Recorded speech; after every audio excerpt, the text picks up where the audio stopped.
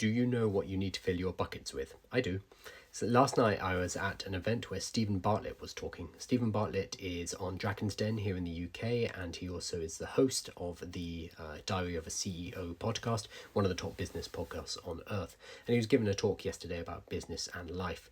So Steven Bartlett has this concept, one framework of many frameworks that he has, where he talks about 5 buckets, and every entrepreneur has these 5 buckets that they need to fill up in order to be successful. And the more full the 5 buckets are, the more success they'll have in whatever field they choose to go into.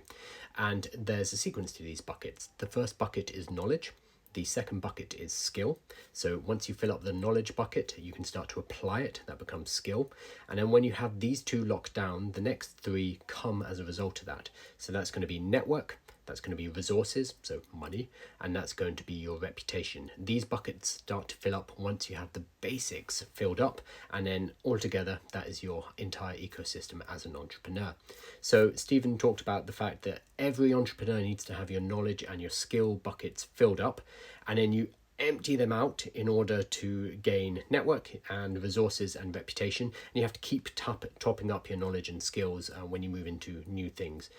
He was talking about how right now the most important knowledge and skills that you can be focusing on are AI. It's anything to do with AI and automation and being able to bring artificial intelligence into your business. That's what's going to give you a comparative advantage in business, in entrepreneurship, and in life moving forward, because we're at the beginning of a curve where AI is being adopted very rapidly, and it's going to take out a lot of older businesses or replace them with AI versions.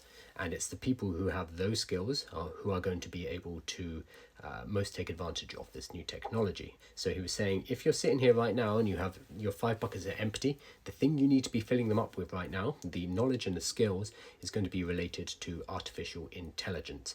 Now, I could tell in this room of 2,000 people that there was a bit of discomfort about this. A lot of business people are afraid, and rightly so, about artificial intelligence. So it was great to see Steven get up there and say, this is important, you need to be paying attention. There was another thing which I think is worth mentioning. So obviously Steven has a very popular, very successful podcast called Diary of a CEO. He's at the top of the game for podcasting. It's very easy to, as an incumbent, look at technologies like AI, and specifically technologies like AI podcasts, and think, no, it's never going to be able to do what I do. What me and my team do is special. We put out huge amounts of value. We create something that a computer and artificial intelligence is never ever going to be able to do.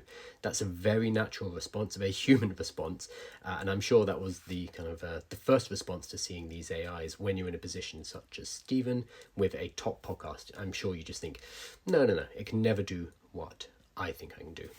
But Steven was talking about the fact that he's seen this happen with previous businesses and previous generations of business, where they refused to admit that something new and upcoming was going to have an impact on their incumbent, their stable business. So when Steven first started in the business, he was trying to sell social media packages to people. So it had a social media agency. He was going into companies and saying, hey, social media is going to be a big deal. You need to be at the forefront of this. And he was getting laughed out of the room by these, I'm assuming, older white men who were telling him, no, that's not how we do business. We've been doing it for years.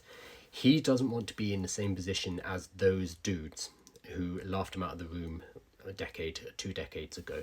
So instead, he's keeping his eyes open to these new technologies, to things like AI. And as a result of that, his team has actually been experimented with AI podcasts, and he demonstrated on stage one of their first kind of rough draft versions of an AI podcast. It wasn't great. Even I, as an AI aficionado, can admit that.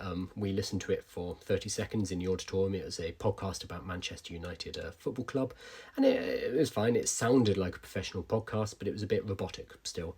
But as Steven said, what we're dealing with right now, the technologies, AI tech, the AI podcasting tech, is the worst it's ever going to be. And if this basic idea sounds roughly right to us right now, imagine what it's going to be like in 1 year. Imagine what it's going to be like in 2 years. If we assume that the technology is going to get better by 30-40% per year, within a year or two, this is going to be fully functional and just as good, if not better, than human podcasts, and it's going to have the ability to produce infinite amounts of content. So regardless of what you think about AI right now, in podcasting or whatever your field is, you need to look ahead to a couple of years from now and think, well, it's increasing in its efficacy and its quality at this rate right now. Let's assume that quality increase is going to continue for the next couple of years. Where does that put me and my business several years from now? And the honest to God truth there is in trouble for a lot of businesses. AI is going to replace a lot of roles and functions.